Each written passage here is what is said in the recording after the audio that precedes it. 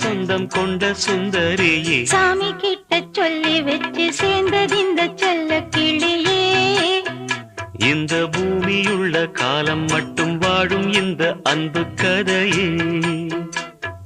முத்துமணியே பட்டு துணியே, ரத்தினமும் முத்தினமும் சேர்ந்து வந்த சித்திரமே, சாமி கிட்ட சொல்லி வச்சு சேர்ந்ததிந்த செல்ல கிளியே.